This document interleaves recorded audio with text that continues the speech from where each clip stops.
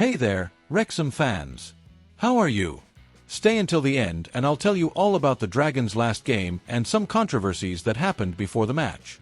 Amazing new signings. But first, like and subscribe to the channel so you don't miss any news about your team. Let's get started. Wrexham's last championship game was against Sheffield Wednesday at the Racecourse Ground on August 23rd. But before kickoff, the club faced criticism from fans and even former owners. The reason? Initially, Wrexham wouldn't allow Wednesday fans to display their banners, claiming they had political connotations. After much pressure, the club came forward and confirmed that visiting fans could indeed hang their banners. And it didn't stop there. Rob McElhenney made a special gesture to the Sheffield Wednesday Supporters Trust, announcing that any profits from last season's gold Wrexham shirts would be donated to the SWST. Speaking of the game, it kicked off at 3 p.m. on Saturday and was thrilling. Wrexham took a 2-0 lead, but Sheffield Wednesday equalized, and the final score was 2-2. And regarding the shirts, it was reported that Wrexham sold around 1,500 at £25 each, suggesting a £37,500 donation to the SWST. But beware, folks. The podcast, Till I Die, has claimed this information is false. They said the Supporters Trust will announce the exact amount soon, so stay tuned. On the field, the match was frustrating for the Dragons, who have yet to earn their first league win this season. But looking from Sheffield Wednesday's perspective, it was a more positive day. Their manager, Henrik Peterson, commented that they got their first point of the season and could even have come away with the win. He added, "It was a difficult game, I'm very proud. We had a good start until the first goal, then we recovered, but we suffered again. They pressed us very well. At halftime, we adjusted our formation, played with 4 defenders, and maintained discipline and courage in the second half. I think we still had something more to offer, but it was a great performance from the lads.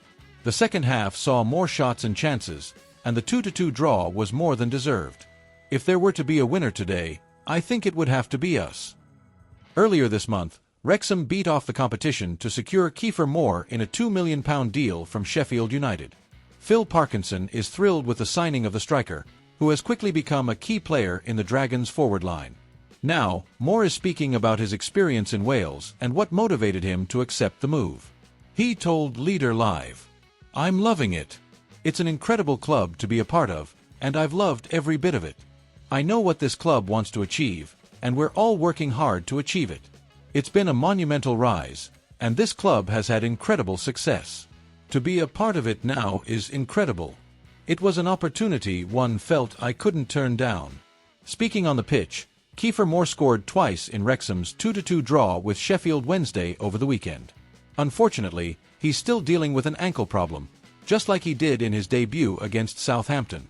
Phil Parkinson provided an update on the situation ahead of the Preston North End clash, and Moore also commented, "It's not too bad. Obviously, I'm still having a bit of trouble with my ankle, and it's something I'm getting over. But I'm not going to use that as an excuse. It's still there, but it's something I'm working on improving." Wrexham's transfer summer is heating up, and it doesn't seem to be over yet. Recent reports indicate that the Red Dragons are eyeing a new midfielder after their 2-2 draw with Sheffield Wednesday. 3 names are in the running: Jordan James of Rennes, Andy Irving of West Ham, and Will Smallbone of Southampton. In the last game, Phil Parkinson left Elliot Lee and Harry Ashfield on the bench, but neither of them played. This may indicate that the manager is still not entirely satisfied with his options in midfield, especially with George Thomason, Andy Cannon, and Ollie Rathbone injured. Wrexham may not be able to sign all 3, but 1 or even 2 could arrive to bolster the midfield. Regarding Andy Irving, it appears that Wrexham is ahead of Rangers in the race for him. West Ham reportedly accepted an offer from the Welsh club, but the player declined due to salary issues. It's unclear if there will be a new offer, so keep an eye out. What could Irving bring to the Dragons?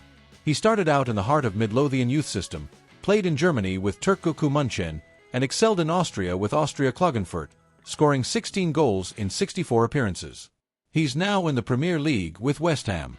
This suggests we're talking about a midfielder who can create a threat in attack, something Wrexham has been missing since Rathbone's injury. Andy Irving could be the missing piece to bring more attacking quality to the midfield. My friends, hold on tight to this news because what I'm about to tell you could really shake up the European football scene, and especially the future of our beloved Wrexham. Those of you who follow the club know that Reynolds and McElhenney aren't here to mess around, and every season they prove it with bold signings and investments that surprise everyone. Well, this time the bombshell involves none other than the young Welsh midfielder James, just 21 years old, who is on the radar of several big clubs. Rennes, in France, has decided to put James up for sale, and here's the thing. He'll go to the highest bidder, meaning the highest bidder wins. And guess who's emerged as a strong contender in this race? Yes, Wrexham. But it doesn't stop there, because besides our club, a giant in Italy's Serie A, the same club that has won the UEFA Cup twice, also wants the player. Not to mention Ipswich, their direct rival in the league, who are also eyeing this reinforcement. In other words, my friends, we're facing a veritable behind-the-scenes war. And you know what makes it all even more exciting?